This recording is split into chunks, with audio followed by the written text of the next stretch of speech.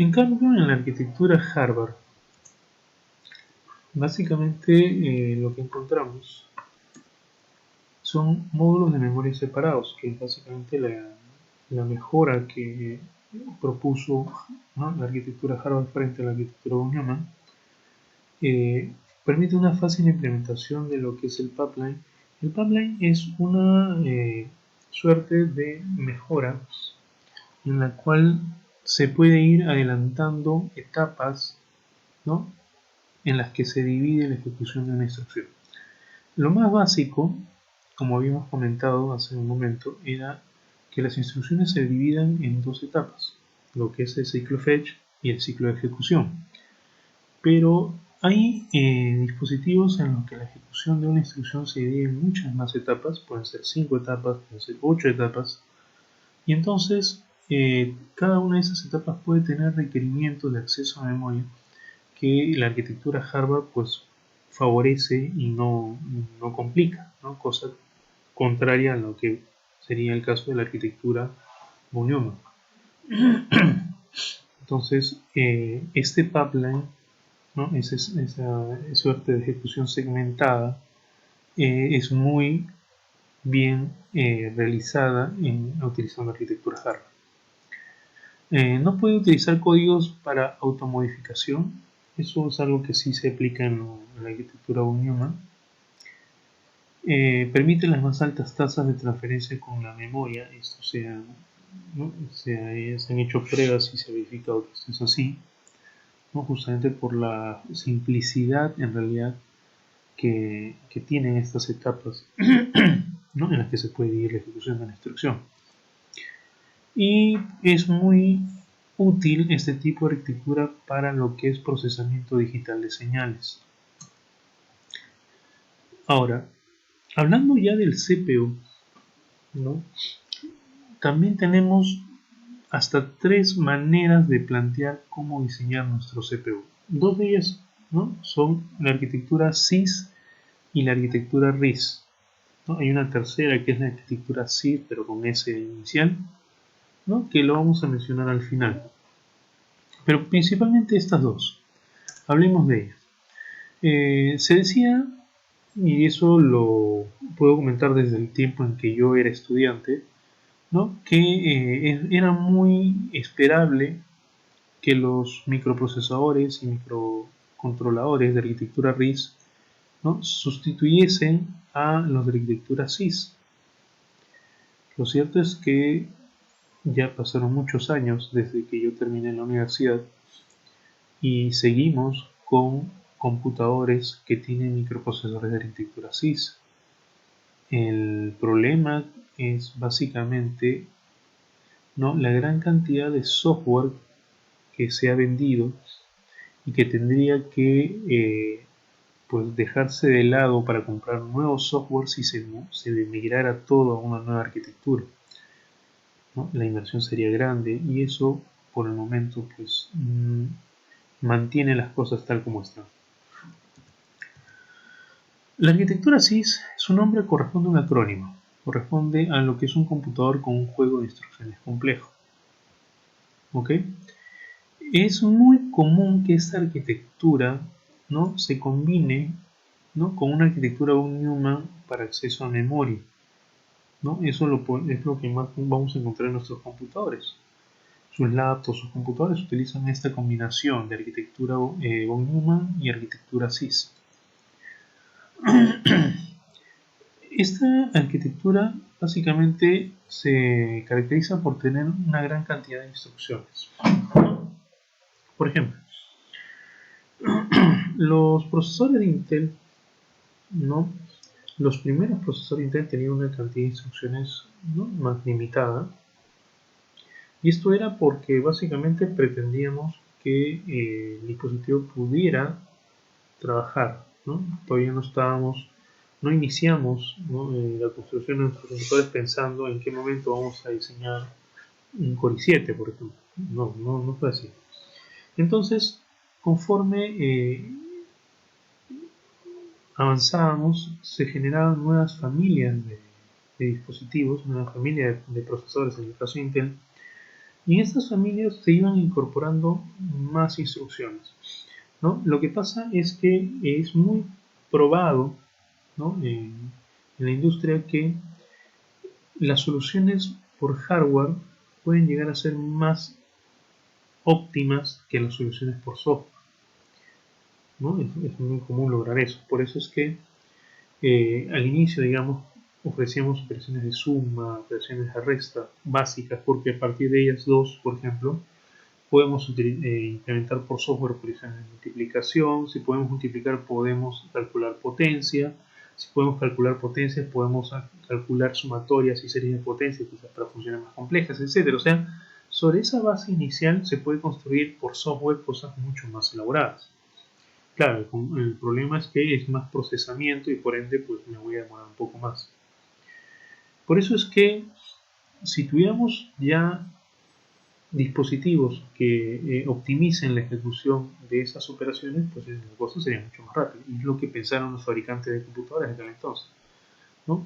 Entonces, en cada familia iban incorporando más instrucciones que ahora iban a permitir ejecutar otras instrucciones más complejas, primero de uso masivo y después de uso más particular, ¿no? El detalle está en que esas instrucciones generalmente estaban optimizadas, ciertamente, pero llevaban de igual una cantidad mayor de ciclos ejecutarlas que las primeras instrucciones, que eran mucho más básicas. Entonces llegamos a tener instrucciones que llegan a ser operaciones muy pero muy complejas, ¿okay?, donde ya no se utilizaban decenas, sino de repente centenas de ciclos de instrucción, ciclos de máquina para llevarlas a cabo.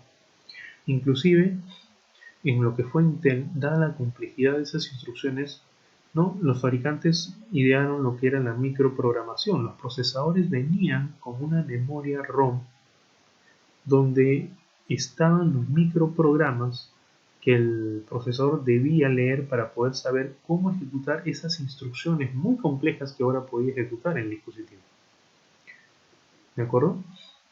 ¿Ya? Y eso es propio de la arquitectura CIS. Entonces tenemos una gran variedad de instrucciones, ¿no? Unas más rápidas, unas más lentas, porque obviamente pueden hacer operaciones más complejas o no.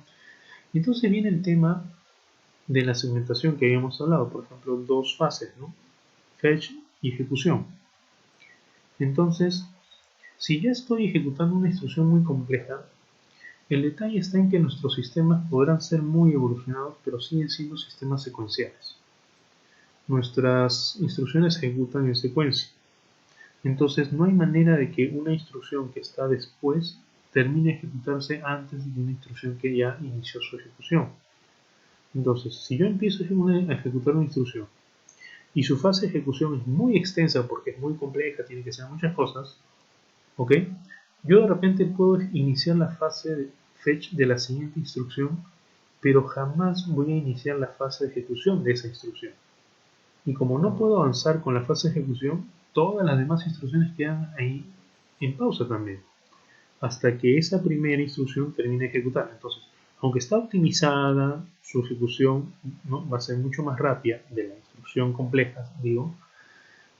Eso ocasiona que definitivamente tenga que esperar a que esa termine para que las demás puedan ejecutarse.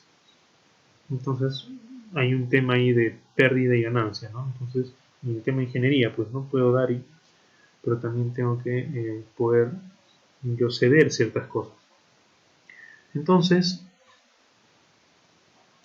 la solución de los fabricantes siempre ha sido pues aumentar la velocidad ¿no?, del procesador. Y vieron pues que, no sé si uno de ustedes todavía lo recordará, pero en el tiempo de la Pentium 3 y la Pentium 4 la velocidad del procesador aumentaban muy rápido, ¿no? Y llegamos a un punto de que los últimos Pentium 4 que se sacaron al mercado venían con un ventilador que hacía una bulla que parecía turbina de avión. ¿Por qué? Porque la cantidad de calor que emanaba ese procesador era tremenda. Entonces necesitaban un señor disipador con ventiladores potentes y tremendos, ¿no?, que, como les digo, cada vez que encendíamos la Pentium 4 pues sonaba como si fuese un avión que estaba a punto de despegar. Por eso la solución ahí fue reducir la velocidad, pero ¿no? Y por otra tecnología que todavía no estaba muy madura en aquel entonces, pero tenía que utilizarse sí o sí, ¿no? Que era el procesamiento paralelo.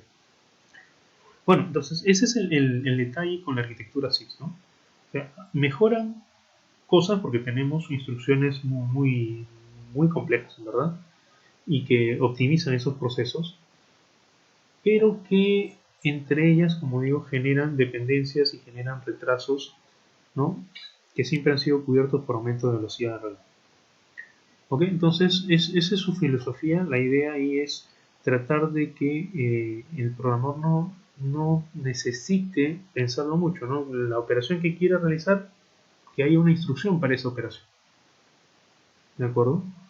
En cambio, en la arquitectura, antes de eso, bueno, como les decía, esa arquitectura SIS trata de que todo sea muy fácil para el programador. Por eso es que también me ofrece múltiples métodos de direccionamiento, de cómo poder yo indicar dónde se encuentra mi dato, ¿no? Hay muchas instrucciones poderosas para implementar más directamente instrucciones de alto nivel, lo que les estaba comentando, ¿no? ¿Cuál es la base de esto? Es pensar en que al tener pocas instrucciones de máquina voy a tener tiempos de ejecución más pequeños.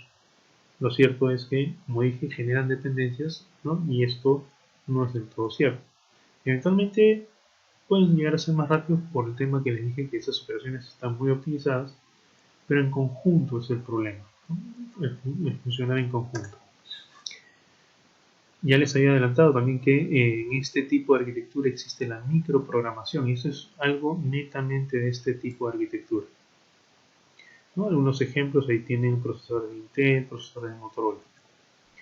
En el caso de la arquitectura RISC, esto también es un acrónimo, corresponde a Reduced Instruction Set Computer, computador con un juego de instrucciones reducido, ¿no? Aquí típicamente la idea es que se implementan pocas instrucciones, ¿no? Muchos microcontroladores RISC tenían menos de 50 instrucciones. Acuérdense ustedes en el curso previo utilizaron un microcontrolador que tenía 35 instrucciones, ¿de acuerdo? Ahora, esta cifra ya no es un referente respecto a la cantidad de instrucciones de un procesador RISC. Por ejemplo, el procesador que nosotros vamos a manejar este ciclo maneja 83 instrucciones máximo, ¿no? Con eso diríamos que no es RISC, en realidad sí lo es, ¿no? Y hay otros procesadores, por ejemplo, de Atmel, que podían tener ciento y tantas instrucciones, ¿no? Lo que pasa es que en algunos se han estado produciendo efectos híbridos, combinaciones entre lo que es CIS y RISC para ciertos casos. Pero bueno, siguen siendo procesadores de arquitectura RISC en todo caso. También tenemos pocos métodos de direccionamiento. Aquí se recurre mucho a la imaginación del programador, ¿no? Por eso es que los compiladores son muy distintos acá, ¿no? El compilador de los procesadores de arquitectura CIS no tiene mucho trabajo que hacer para convertir, ¿no? de un programa en alto nivel a uno de bajo nivel, ¿no? De máquina. En cambio, en la arquitectura RISC sí, ¿no? Vamos a tener que pensar en una serie de algoritmos, ¿no? en el software para implementar instrucciones mucho más complejas. Tenemos en algunos casos, no en todos, un modelo de instrucciones en el que tenemos lo que es load store, ¿no? Carga y almacenamiento. Lo que pasa está en que en la arquitectura SIS muchas instrucciones realizan no solamente lectura de datos de memoria y escritura en memoria, sino se combinan con otras operaciones aritméticas y lógicas, ¿no? O sea, puedo realizar una suma mientras que accedo a memoria por un dato y voy a memoria luego para almacenar un resultado. Eso es algo que podía darse en una sola instrucción en lo que es la arquitectura SIS. En la arquitectura RISC se prefiere separar esas cosas.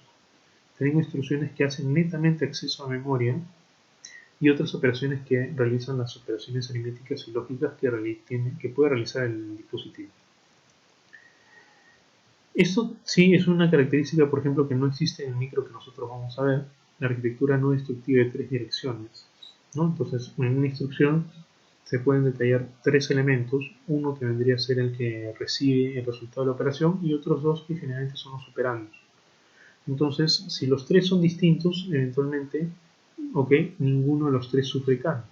¿no? Proporcionan los valores, los operandos, y la operación la realiza la ALU y el resultado se almacena en un tercer registro. Entonces al final